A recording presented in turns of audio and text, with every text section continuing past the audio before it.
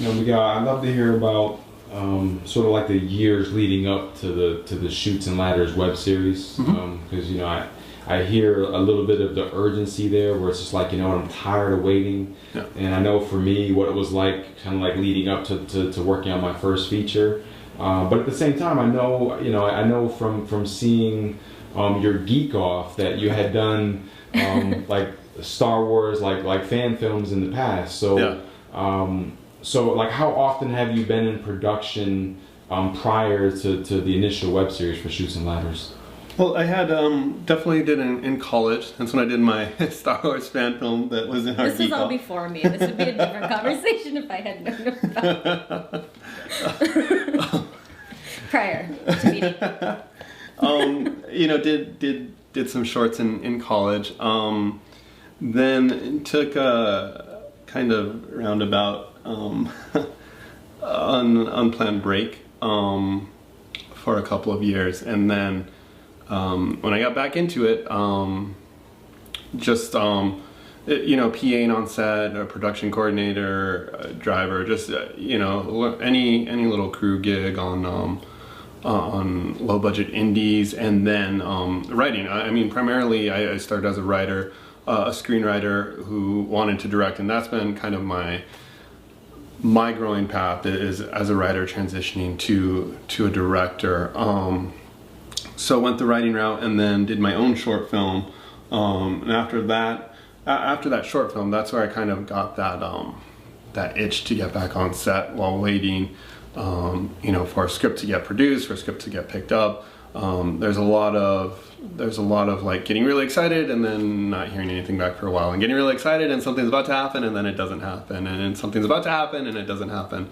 As everyone knows, there's a lot of hurry up and wait, and a lot of things that sound very exciting one week and then disappear the next. And so that's what led up to it, doing production in school, just being on sets, learning whatever I could on sets, and then doing my own short, and then finally reached that point where I just wanted to do something else, and that's what led to and how much time passed between the short film and the web series? Short film and web series would have been 2 years, maybe. What year are we in? About 4 years. Yeah. Really? 4 years. Yeah, 4 years. Yeah. Was it 4 years? Yeah, I mean, in that time he was, like you said, there was a lot of like things that were going to happen and then didn't happen, like, as with everything, where things fall through, and each time you get a little closer, but each time it still falls through, so it comes out to the same. And I think it was a lot of that for a long time, and I wasn't really a part of it then. I was there obviously, like, supporting him, and I have been throughout the whole time. I mean, even in college, when we didn't know that this is where it would lead us at all. But yeah, I mean, I remember being 20 years old and like with him in the editing room, like doing my homework. And so it's been kind of, I never would have imagined like this is we'd be having this conversation.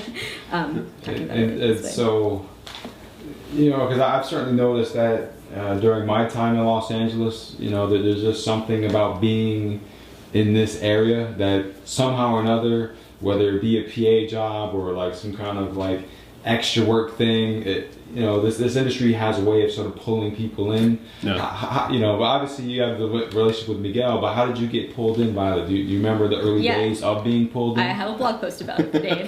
Yeah, it was one of those things where he wanted to do shoots and I wanted to be supportive and do it with him, and I'm kind of a creative person in general. Like my mom is really resourceful, and she kind of transferred that onto me, and there's a lot of like, oh, that looks really cool, but I'm not spending that, so I'm just gonna make it. So I've always kind of had that ingenuity. So it was a natural fit when he wanted to do this and he wanted me to do makeup, but honestly it was just like, oh, like I'm girly, sure. And I didn't really think anything of it, but then, working full-time at that time too, and like I didn't really like my job at the time, and I was really frustrated, and it was definitely for me a super creative outlet. And it was hard then too, because I was working Monday through Friday, 40 hours a week, and then on the weekend doing the film stuff, and then right back at work.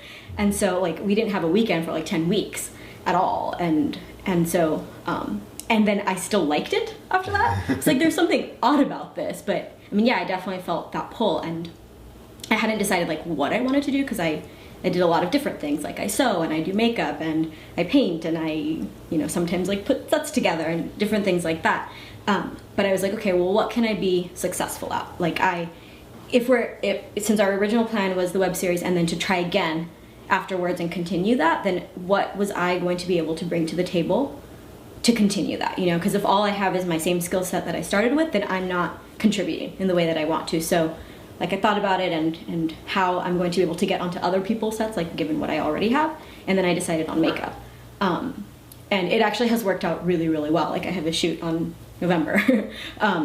But yeah, like being able to do that and like building up my kit and practicing and learning from other people, and it's been incredible to me. I mean, that's how we've met a lot of people, is from me going and meeting them first and having a good time. And I mean, that's how we got our DP too, where I've already worked with him on a set before, that I had done makeup on from another set, you know. And it's just, and for me, like I like both. I don't have any, I mean, I want to keep being a teacher because I love that.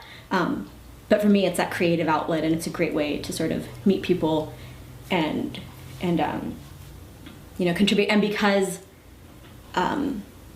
I have another job that I'm also passionate about, I have the freedom to choose. You know, I don't have to take a gig that I don't want to. I don't even have to do it, you know, once a month or, you know, twice a month or whatever. Like I can do it whenever I want, and just for the experience. And that has been really fun. And I only have to work with people that I want to work with.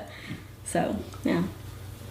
You know, Miguel, do you see Violet's progression? Was this inevitable? That's one way or another. I think it was, and you know, when you're working on low budget or no budget sets, you need a couple of MacGyvers if you're going to be successful. You need people who are Jack or Jill of all trades and can do anything. Where you say, I have duct tape and this paper clip, and suddenly the set is dressed, everyone's in makeup, and you know, we've got a built skeleton. And that's what Violet does. And it's like she said, you know, when you're in that type of environment, in that grind, you're either gonna love it or you hate it. And when you find someone that loves it, it's like a drug. When you do love it, you want to be in that constantly. Yeah. And that was Violet, and you can tell, because it's not for everyone, but for the people that it is, yeah. Like yeah. And I think that's what's so fun about like indie filmmaking in particular, is that you do have to be resourceful. You know, you can't just go and you can't throw money at a problem. You've got to figure out how to do it. And I think that's been what's been really fun and rewarding about it, and trying to figure out like, okay, how am I going to make this work? And yeah, I mean, it's been, I'm sort of surprised by like the things that I'll be able to come up with sometimes, or like things that work. But I think you need that pressure of the time crunch and the lack of money to sort of push yourself and be like, okay, like how does this work? But that's been really fun. You don't always get that. I mean, you know, a lot of jobs, like you just go and you just muddle through and sort of are, I don't know. You have to constantly be resourceful, and Violet is, and yeah. She does an amazing job. And you have to like appreciate the stress, and I like being stressed out, I guess, is what it comes down to. And I had this conversation with my mom the other day. I was saying, yeah, I was like, I'm really stressed out. I'm really overwhelmed. She's like, well, don't you like that? I was like, well, yeah.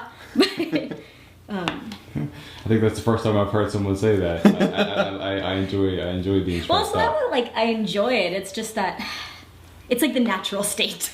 You know, it's like if you're too relaxed, if you're just lackadaisical about it, like, you need to be doing more. Like, I don't know. It's probably not healthy, but it works for this.